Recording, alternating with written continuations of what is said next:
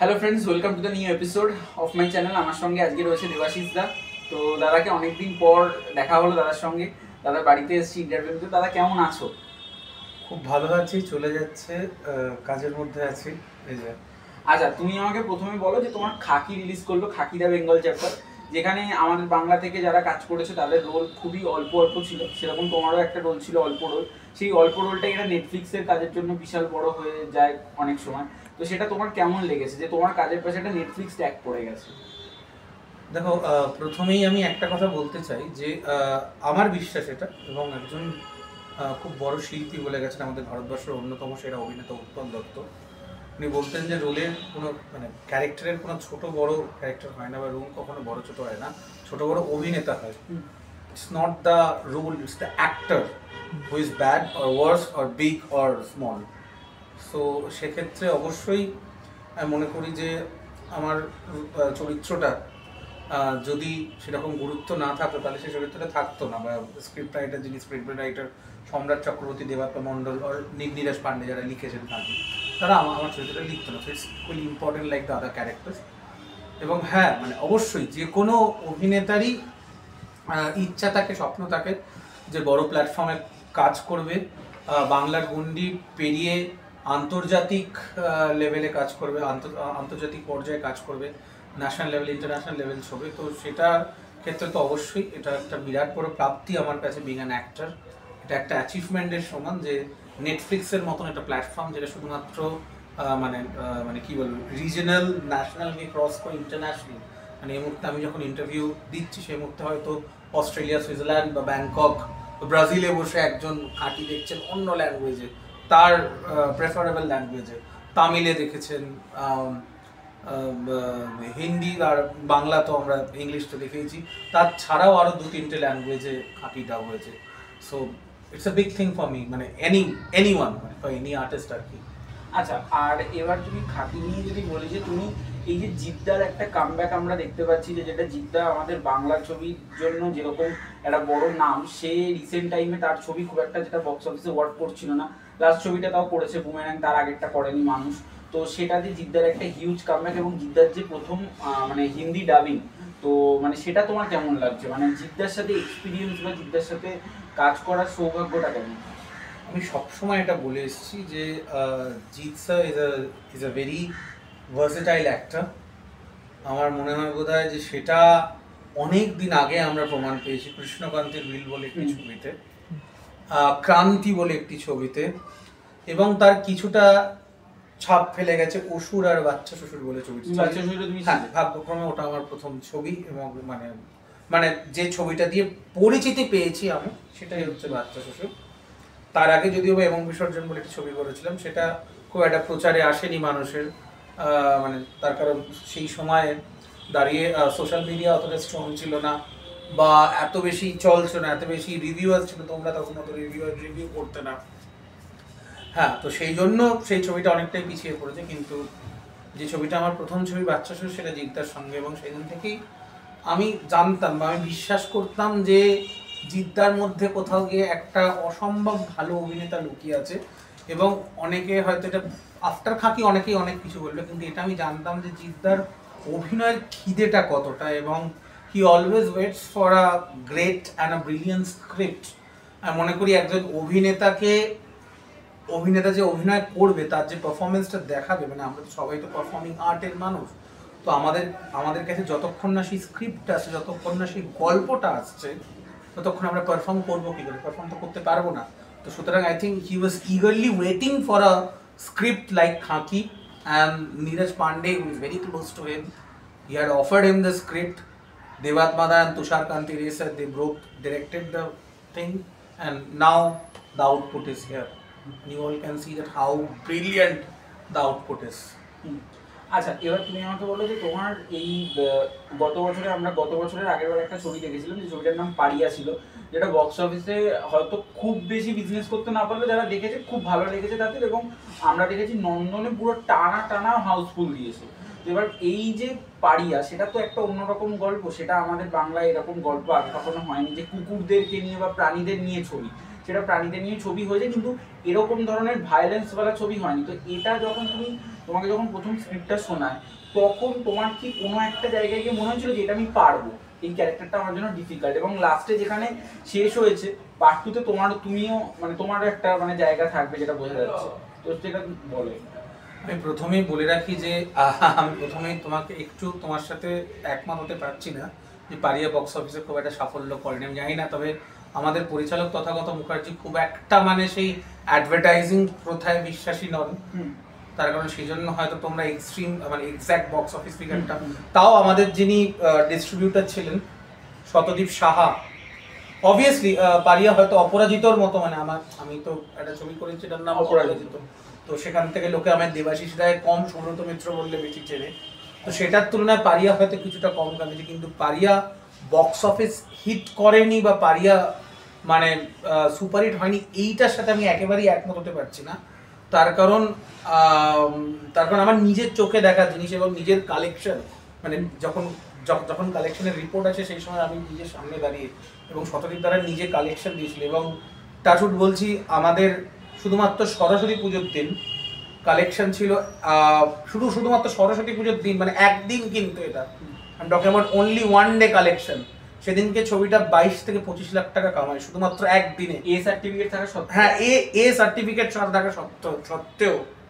তো সুতরাং যদি এটা বলা হয় যে পারিয়া ব্লকবাস্টার নয় বা পারিয়া হিট, সেটা কিন্তু সেই নিউজটার সাথে আমি একদমই মানে একমত নই। তার কারণ আমি আবারও বলছি, আমাদের পরিচালক তথাগত মুখোপাধ্যায় তিনি বিশ্বাস করেন যে তার ছবি যদি খারাপ হয় তাহলে সেটাও অন ক্যামেরা বলে দেবে, যেমন ভটভটিতার আগের ছবি একদমই চলেনি, সেটা সে ক্যামেরায় বলেছে, মানে তার সেই এই রাইটটা আছে যে সে ক্যামেরার সামনে সে বলতে পারে যে আমার ছবি চলেনি, মানে আমার ছবি চলেনি, এই কথাটা উনি বলেছেন ক্যামেরার সামনে।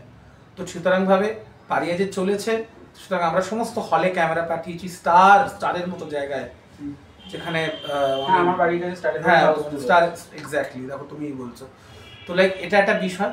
হ্যাঁ, এবার আসি তোমার প্রশ্ন, তুমি যে বললে, দেখো আমি মনে করি ওই অপরাজিততে সুব্রত মিত্র করার পর I was eagerly waiting something which is rather different than অপরাজিত, মানে ওই যে সুব্রত মিত্র অত শান্ত, অত বেশি সিরিয়াস, অত বেশি ডেডিকেটেড টু সিনেমাটোগ্রাফি, ঠিক আছে, মানে ক্যামেরাকে নিয়ে ভালোবাসে, এরকম একটা শান্ত চরিত্র থেকে একদম আলাদা কি করা যেতে পারে। তো অপরাজিতর পর আমি একটা লং পিরিয়ড একটা গ্যাপ নিই, মানে নিজেকে সময় দিই, এবং আমার একটা এক্সপেকটেশন ছিল যে আমি যখন আসবো, মানে আবার যখন স্ক্রিনে, তখন মানুষজন আমাকে একদমই আলাদা চরিত্রে দেখে, আলাদা ভাবে, আলাদা রূপে, আলাদা ঢঙে দেখে। সো ওয়েন তথাদা অফার্ড মি পারিয়া, ঠিক আছে, so it was rather a very challenging for me, because আবার আমি বলি যে আমাকে যদি কেউ জিজ্ঞাসা করে যে আমি কেন অভিনেতা হতে চাই, অভিনেতা হতে এসছি, তাহলে আমার খুব ইজি একটা অ্যান্সার থাকবে যে যেহেতু আমি কিছুক্ষণের জন্য একটা অন্য মানুষ হয়ে উঠি, আমি একটা অন্য আত্মাকে আমার নিজের মধ্যে নিয়ে আসি, and I feel extremely brilliant to play that particular character inside me which I'm not, মানে আমি যেটা নই আমি সেটা হয়ে উঠি। তো পারিয়ার লাট্টু is very different than I am, একটা আলাদা ক্লাস থেকে বিলং করে, একটা আলাদা স্টাইল আছে, একটা হাঁটার একটা আলাদা স্টাইল আছে, একটা কথা বলার একটা আলাদা স্টাইল আছে, একটা আলাদা অ্যাটিটিউড আছে ওর, সে মুখের মধ্যে পান পোড়াক খায়, সে মুখের মধ্যে চুটকি খায়, ঠিক আছে, খেতে খেতে চুটকি মেরে কথা বলে। সো একটা লোয়ার মিডিল ক্লাস থেকে ও বিলং করে, ঠিক আছে, মানে আমার মনে হয় বোধহয় তথাদা যেদিনকে আমাকে ফার্স্ট যে ক্যারেক্টারটা দিয়েছিল, তথাদা কিছু জায়গা আমাকে দেখিয়ে দিয়েছিল যে তুই এরকম ভাবে করতে পারিস, এবং লাইক আমি ফার্স্ট দিন যেদিনকে রিহার্সাল হয় সেদিনকে আমার সাথে দেবপ্রসাদ হালদার ছিল, ও also played a very vital role in Pariah, তথাদা ছিল এবং আমি ছিল। তো আমার করতে খুব ডিফিকাল্ট হচ্ছিল রোলটা, বিকজ লাট্টু তো আমাদের মতন করে কথা বলে নিজেদের চাল কাল্লু মামা কেমন আছো, আই ওপেন, কিন্তু ওইগুলো আনতে একটা সময় লেগেছিল। থ্যাঙ্কস টু তথাদা বিরাট হেল্প করেছিল আমাকে কি দেবাশিস থেকে লাট্টুতে ট্রান্সফরমেশন হতে। এবং হ্যাঁ, তুমি যে কথা বললে পারিয়া 2 হলে আমি অবশ্যই আছি, আমি জানিও, প্লাস আমি থাকছি, এবং পারিয়া 2 করতে গেলে সেটা হয় তোমার সুবিধা হতে পারে, because I know the character, I know the soul, I know the detailing of the character, I know the shades of the character, so that will help me to play Lattu once again when I will reback or when I will come back once again in Paria 2. পারিয়া 2 তে এই বছরেই তো আসছে সম্ভবত, কারণ একটা poster কিন্তু লঞ্চ হয়েছিল যেটা হ্যাঁ, এই বছরেই কি আসছে নাকি নেক্সট ইয়ার আমরা দেখবো? পারিয়া 2 আমরা সম্ভবত দেখো এটা এখনো বলার সময় আসেনি, because nothing has been released officially, but খুব শীঘ্রই প্রডিউসার্স তথা দা all are working in it, scripting স্টেজে আছে, and hopefully if everything goes well then আমরা হয়তো খুব শীঘ্রই গুড নিউজটা দিতে পারবো that when we are starting the shoot. আচ্ছা, আরেকটা আমাকে বলো, যেটা তুমি অপরাজিতর কথা যেটা বলছিলে, যেটা অপরাজিত থেকে মানে আমি তোমাকে চিনি, মানে আমি তার আগের কাছে বাচ্চা শিশু দেখেছিলাম, মেনলি অপরাজিত থেকে আমি তোমাকে ভালো করে চিনি। তো অপরাজিত এই যে একটা এমন একটা ক্যারেক্টার যেটা প্রত্যেকের মনে জায়গা করে নিতে পেরেছে, এবং প্রত্যেকে তোমাকে ওই অপরাজিত বাচ্চা শিশু যেরকম মানে আমাদের মধ্যে ইয়ং অডিয়েন্স দেখেছে, কিন্তু ফ্যামিলি অডিয়েন্স অনেকেই দেখেনি, ফ্যামিলি অডিয়েন্স প্রত্যেকে অপরাজিত দেখেছে, সেখান থেকে যে তোমাকে চিনেছে। এই যে একটা বাচ্চা শিশুরে একটা ইয়ং অডিয়েন্সের জন্য একটা ক্যারেক্টার করার পরে আবার একটা অপরাজিতর মতো ছবিতে একটা ড্রামা ক্যারেক্টার, এটা কি কোথাও গিয়ে একটা চ্যালেঞ্জিং ছিল? যে অপরাজিত বলেন সত্যজিৎ রায়ের বায়োপিক যখন করছি তখন তার একটা ক্যারেক্টারে একটা চ্যালেঞ্জিং রোল প্লে করাটা। দেখো আমি প্রথমেই বলে রাখি যে অপরাজিত আমাকে আমার একটা জীবনের পার্ট দিয়েছে। এই যে এখন তুমি আসছো বা অন্যান্য যারা ইউটিউবাররা আসে, কিছু আর একজন এসে, তারা যখন আমার কাছে ইন্টারভিউ করে তাদের মূল উদ্দেশ্য থাকে দে are going to Subrata Mitra, মানে এবং আমি তারপরেও যখন যতবার ধরো আমি রিসেন্টলি একটা ছবি করতে গেছিলাম 2024-এর একদম শুরুতে, ফেব্রুয়ারি মার্চে, ঘুম ঘুমা বলে একটা ছবি বম্বেতে। তো সেখানে যখন আমি ঢুকছি তখন সেখানে কৌশিক গাঙ্গুলি আমাদের এখানে খুবই পরিচালক, তো খ্যাতনামা পরিচালক একজন, তো উনি আমার সাথে অভিনয় করছিলেন ছবিটিতে। উনি আমার যে ডিরেক্টর শিষ্য রায় তাকে মজা করে বলেছিলেন, জানো তোমার ছবিতে কে অভিনয় করতে এসছে? কে বলে সুব্রত মিত্র অভিনয় করতে এসছে। আমি সপ্তসহস্র সাথে একটা সিরিজ করেছিলাম দিবাকরের অদ্ভুত ক্যানভাস বলে, আরো হ্যাঁ এক্স্যাক্টলি, আর পূজা সর, that was a very challenging character for me, মানে থ্যাঙ্কস টু সপ্তসহস্র once again wherever he is, if he's listened to this interview then I'm indebted to you for that particular character because it's never match my age. So ওখানেও যখন আমি মানে প্রথম shot দিচ্ছি, ওখানকার যে টিওপি প্রবীর কুমার সেন আমার খুব বন্ধু স্থানীয় আর কি, সে বলছে যে সুব্রত মিত্র এসে গেছে তো আমি কেন ক্যামেরা করবো, ছেড়ে দিচ্ছি কেন, তুমি নিজেই শট দাও, নিজেই অভিনয় করো, নিজেই ক্যামেরা করো। সো আমি মনে করি যে নট ইন বেঙ্গল, মানে outside of Bengal also territory, এই যে খাঁকির আগে I have become a nationally acclaimed actor because of this particular film called অপরাজিত। because আমি জানি না, মানে আমি যদি বলি 2020 থেকে মানে লকডাউনের সময় থেকে শুরু করে 2025, এটা আমার কথা নয়, একজন খুব বিখ্যাত একজন ডিস্ট্রিবিউটারের কথা, যে অপরাজিত is the biggest blockbuster, one of the biggest blockbuster after lockdown, ঠিক আছে, and I'm proud to tell this। এখনো পর্যন্ত ইটস ক্রিয়েট আ রেকর্ড, মানে আউটসাইড ইন্ডিয়াতে যদি কোনো ছবি, মানে outside India, in fact in India, living Kolkata. আমার মনে আছে বম্বে থেকে আমার বন্ধুরা যারা বম্বেতে আছে তারা আমাকে বলেছিল স্ট্যান্ডিং ওভেশন হয়েছে। আমার দাদা দিল্লিতে এতে থাকে, তোমার চিত্তরঞ্জন পার্কে থাকে, তো ওদের ওখানে যে পিভিআর আছে নয়ডাতে, তো সেখানেও স্পিকিং হাউসফুল এবং স্ট্যান্ডিং ওভেশন হয়েছে। Like this is a big thing for me. এবং অপরাজিতর সময় যেটা হয়েছিল যে অনেকদা আমাকে প্রথমদিন ফোন করে বলেছিল ভেরি ইম্পর্টেন্ট ক্যারেক্টার, সেই লোকে এখানে সত্যজিৎ রায়কেও যতটা দেখবে ঠিক সুব্রত মিত্রকেও ততটা দেখবে, এবং তথাদাও আমাকে অনেক বেশি হেল্প করেছে। ভেরি ফার্স্ট ডে মানে সেই তো তথাদা লাইক তথাগত মুখোপাধ্যায়ের সাথে আমার আলাপটা অনেক দিন কাটে, লকডাউন থেকে শুরু করি।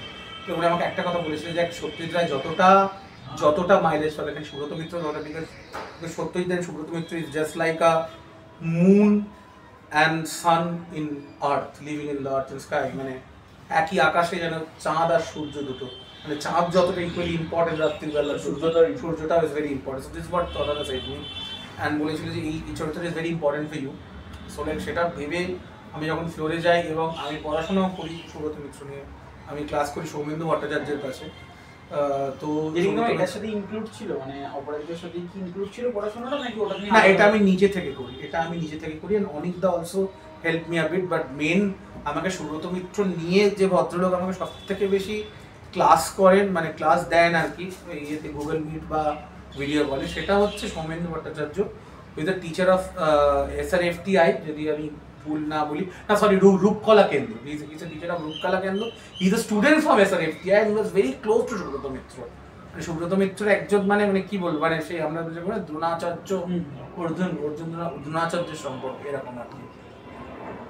তো এই আর কি একলব্য দ্রোণাচার্য। আচ্ছা, তো এবার তুমি যেটা জি বাংলা সিনেমা অরিজিনালসেও দুটো ছবি করেছিলে, যে ছবিটা ছিল একটা ছিল দেবীগড়ে গড়গড় ছিল, আর একটা ছিল হচ্ছে না দেবীগড়ে গড়গড় না, একটার নাম হচ্ছে ইস্কাবনের রানী, যেটাতে ঋষভ ছিল আর উষসী ছিল, হ্যাঁ কাঞ্চন মল্লিকও ছিল, হ্যাঁ, আর একটা হচ্ছে যে নির্বাণধামের জোড়াখুন, যেটা ইন্দ্রাশিস রয় ছিল, হ্যাঁ এক্স্যাক্টলি ইন্দ্রাশিস আর তনুশ্রী ছিল, হ্যাঁ।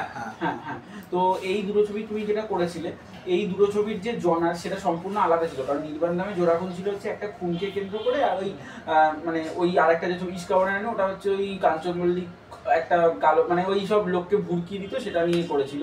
তো দুটো ছবি ছিল হচ্ছে একদম অন্যরকম, একটা কমেডি ছিল, একটা ছিল হচ্ছে তোমার থ্রিলার। এই দুটো ছবির কন্ট্রাক্ট তোমার কাছে আসে কি করে, মানে তোমার প্রথম জি বাংলার সাথে সূত্রপাতটা কখন? আমার প্রথম জি বাংলার সাথে সূত্রপাত তো বাচ্চা শ্বশুর দিয়ে, আর তারপরে আমি জি5 আমার প্রথম যে হিন্দি মানে আমার প্রথম মানে বলিউডে স্টেপ ফেলা কিন্তু খাঁকি নয়, মানে খাঁকির আগেও আমি আরো চারটের মতো আমি হিন্দি কাজ করেছি। একটা হচ্ছে মাফিয়া, যেটা ডিরেক্টেড বাই বিশ্বা দাশগুপ্ত 2019-এ। 2020 একদম শেষের দিকে আমার কাছে একটা অফার আছে, এবং সেটা 2021-এ গিয়ে ফাইনালি শুট হয়। সেটা হচ্ছে মাস্ক, মালিকা শেরাওয়াতের সাথে, যেটা এমএক্স প্লেয়ারে চলছে। আর একটা হচ্ছে বিজেন্দ্র কালাজির সঙ্গে, সরি মালিকা শেরাওয়াতের সাথে নাকাব, মানে মাস্ক মালিকা শেরাওয়াতের সাথে নাকাব, যেটা এমএক্স প্লেয়ারে চলছে, আর মাস্ক হচ্ছে বিজেন্দ্র কালাজির সঙ্গে, যেটাও এমএক্স প্লেয়ারে চলছে। And I also did a film call Retribution, যেটা এখনো পর্যন্ত রিলিজ করেনি, সেটা হয়তো কোনো হিন্দি ওটিটিতে রিলিজ করবে। তো ওটা হচ্ছে কৌশিক দাস বলে একজনের ছবি। তো তারপর খাঁকি, মানে খাঁকি মানে খাঁকি হচ্ছে সব থেকে গুরুত্বপূর্ণ একটা কাজ, মানে আমার ছোট হোক বড় হোক সেজন্যই বললাম যে Khakee has given me a introduction in Bombay, a kind of a big introduction in Bombay. কি যখন আমি মুকেশ সাবরা বা কাস্টিং ডে বা এতে যখন যাবো, তখন I will say that I will run the very first thing the people can introduce me with Khakee the Bengal chapter, because দুটো বড় বড় নাম ওটার সাথে, যেটা ওয়ান ইজ নেটফ্লিক্স, যেটা সব থেকে বড় ওটিটি, মানে আমি করি না, পিপল বিলিভ, আর একটা হচ্ছে Neeraj Pandey, one of the finest and the popular production house in Bombay.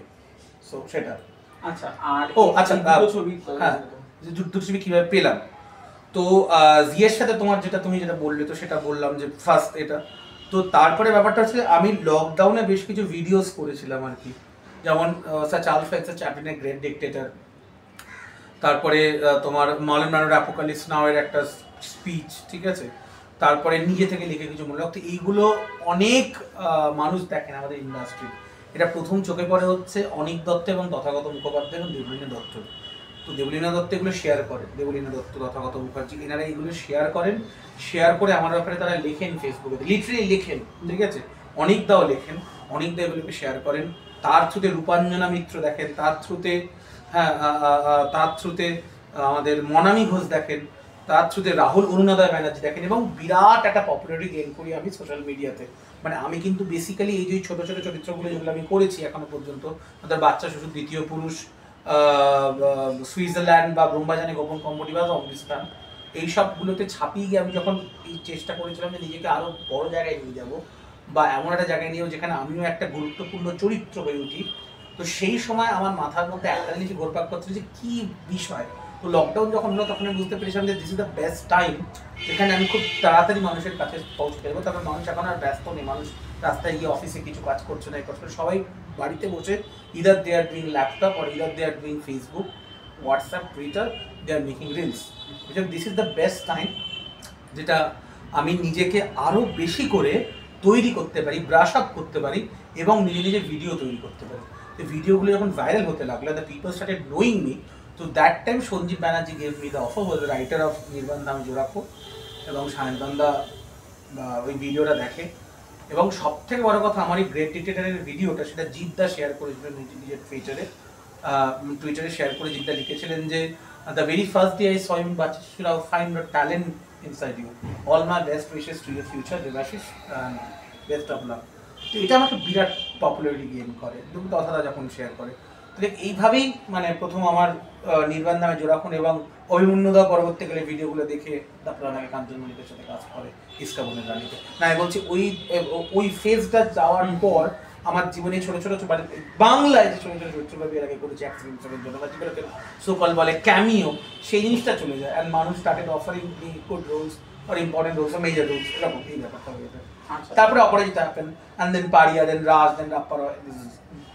আচ্ছা, এবার তুমি বলো যে রাপ্পা রয় বলে তোমার একটা ছবি আসছে, এই ছবিটা মানে তুমি একটু কিছু বলো, মানে এই ছবিটা তুমি রাজি হয়েছিলে মানে কি করতে, কারণ রাপ্পা রয় এই ছবিটাতে আমার আমার আমার প্রথম এই ছবিটা রাজি হওয়ার কারণ আমি প্রথমে বলে রাখি যে আমি ফার্স্টে রাপ্পা রয় পড়িনি, but Rappa Roy is a very popular comics written by Sujoy Bandyopadhyay. মানে পরবর্তীকালে আমি যখন পড়ি রাপ্পা রয় এবং যখন আলোচনায় আসে ব্যাপারটা, আমি বুঝতে পারি যে Rappa Roy is equals to a Spiderman or a Tintin in Bengal.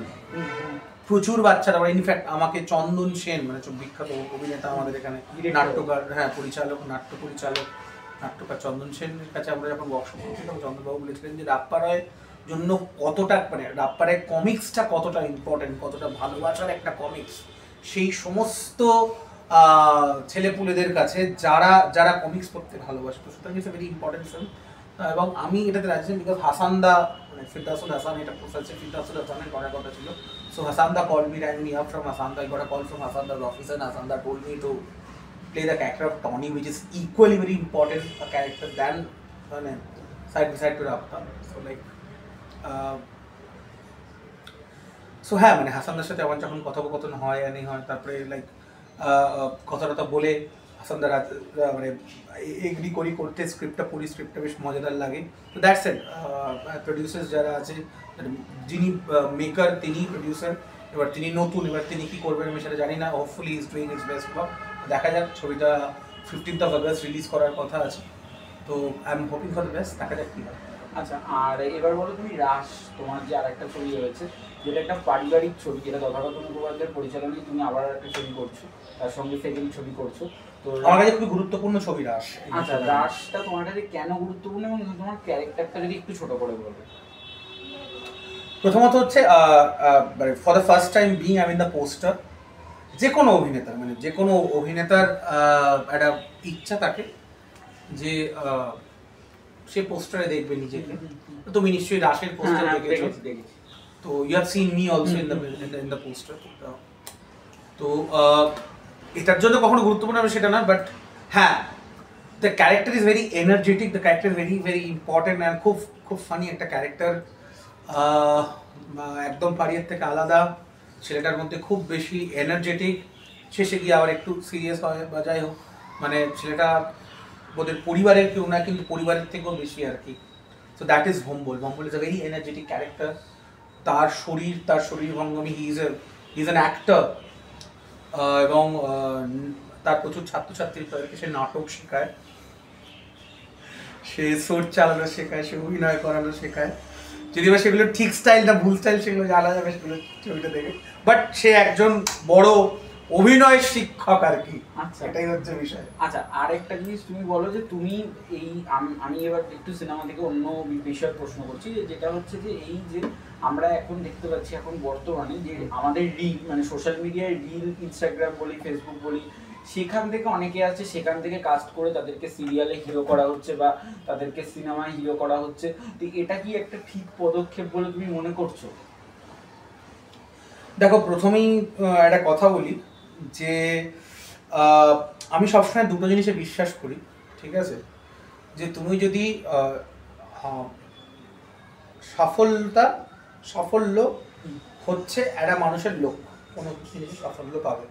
আজকে তুমি এই যে চ্যানেলটা শুরু করেছো, তোমার ইচ্ছা আছে একদিন ওই অরিত্র, যে তোমাদের অরিত্র আমার খুব ক্লোজ ফ্রেন্ড, যদিও বা অরিত্রস জ্ঞান, অরিত্রর মতন একটা চ্যানেল তোমার, না অরিত্র সেই স্বপ্নই দেখেছে কোনো না কোনো দিন, ঠিক আছে? সবাই তো স্বপ্ন দেখে, আমিও কোনোদিন স্বপ্ন দেখেছিলাম অনেক দত্তর সাথে কাজ করবো, কোনোদিন নেটফ্লিক্সে কাজ করবো, কোনোদিন এতে কাজ।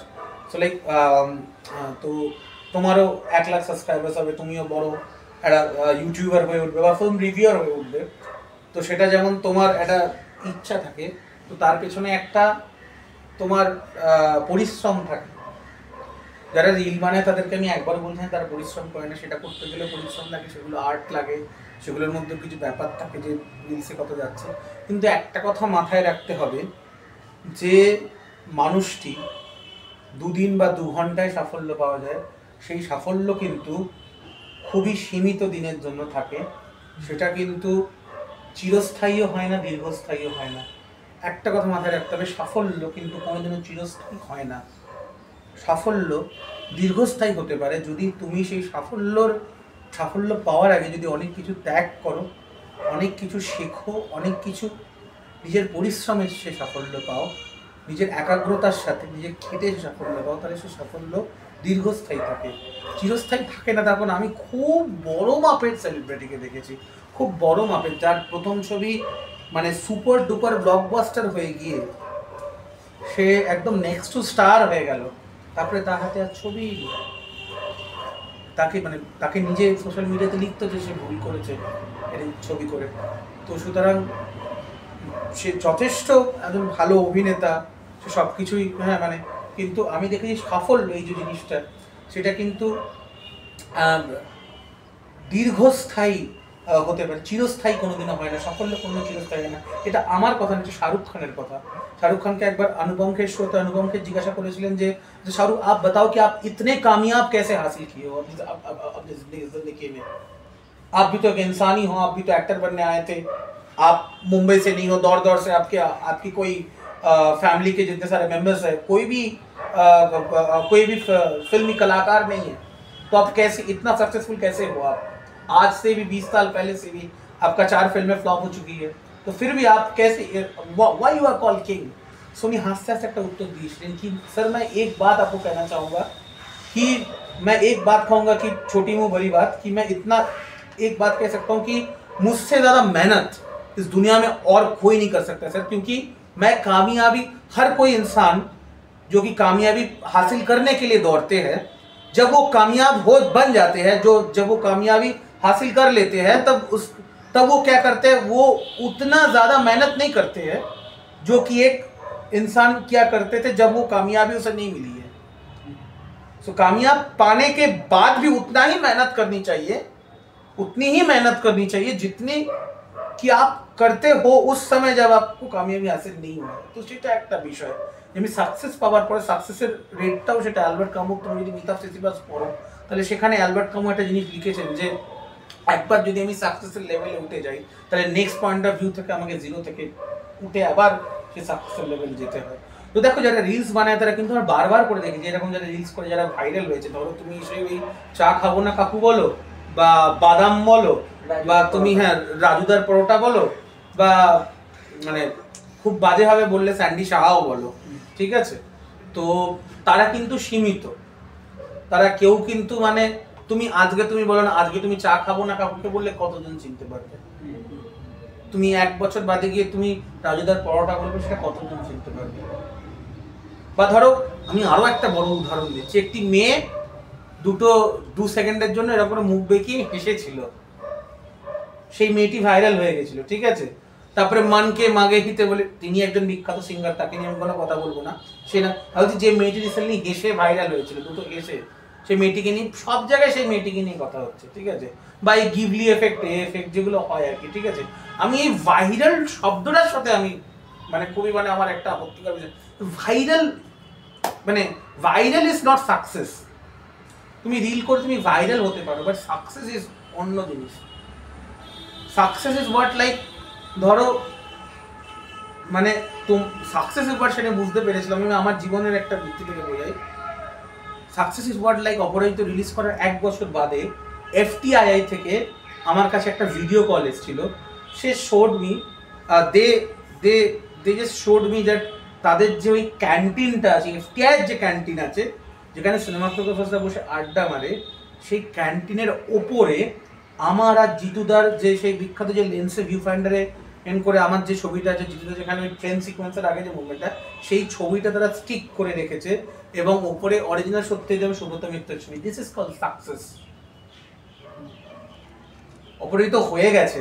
আমার মনে আছে তরুণ মজুমদার, মানে আমার খুব খুব সৌভাগ্য যে দুজন বিখ্যাত ফিল্ম মেকার অপরাজিত দেখেছেন এবং তার মধ্যে একজন আমাকে প্রশংসা করেছেন, শ্যাম বেনেগল।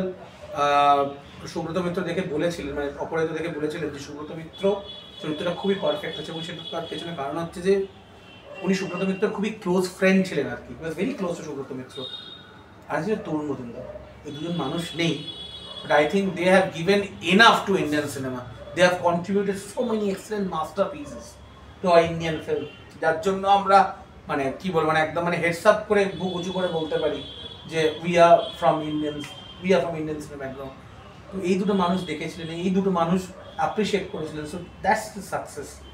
আচ্ছা, আরেকটা জিনিস আমার তোমার কাছে লাস্টে আমি কোশ্চেনটা রাখবো, যেটা হচ্ছে যে আমরা দেখতে পেরেছিলাম, এটা আমি অনেককেই করে থাকি, এটা তোমার মতামতও জানবো, যে বাংলা সিনেমার বেশ আজকে যদি আমি দেখি আমাদের ছোটোবেলার দিকে যখন দেব, জিৎ, সোহম, একটা অঙ্কুর রমরমা বাজার ছিল, তখন বাংলা সিনেমাটা রাইজ ছিল।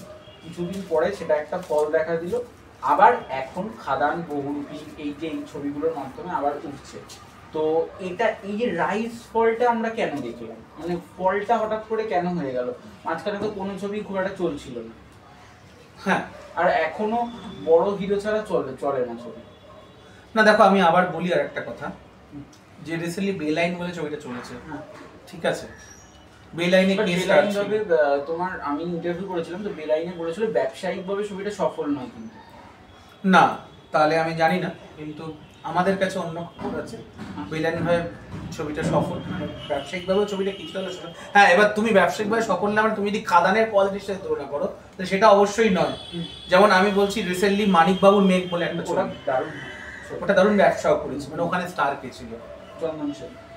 চন্দন দা ইজ নট দেব, গুলিয়ে ফেলবে, মানে চন্দন দা is a very brilliant actor, মানে চন্দন দা is not a star, he is not Dev, he is not Jeet, but he is Chandan Sen, that is the main thing, he is Chandan Sen. আমি এটাই বলতে চাইছি যে শুধুমাত্র একটা স্টার পারে না এখনকার দিনে একটা ব্যবসা তুলতে। আমি খুব বড় বড় স্টারের নাম নিতে চাই, বাট আমি ইনসাইড আমি নেব না, ঠিক আছে? একটা স্টার পুরোপুরি ব্যবসা তুলতে পারে না, নাহলে টেক্কা ফ্লপ যেতে পারে। আজকে খাদান বিজনেস করেছে, কিন্তু তার আগের ছবিগুলো কি বিজনেস, মানে অনেক ছবি তো করেছে, বনিদা ছবি করছেন, অঙ্কুশদা ছবি করছেন, দে আর অলসো স্টার্স। না আমি কাউকে বলছি যে স্টার মানেই কিন্তু তোমার বিজনেস হবে সেটা নয়। Star can give you a safe thing, মানে তোমার একটা ওটিটি ভ্যালু থাকবে, তোমার স্যাটেলাইট রাইট ঠিক হয়ে যাবে, ঠিক আছে, but your film should have that quality. আমি যেটা বোঝাতে চাইছি সেটা হচ্ছে যে এখনের মানুষ কোয়ালিটিতে বেশি বিশ্বাস করে, they believe in the story. Khaki is hit today just not only because of this but for the entire product এটা তৈরি করা হয়েছে।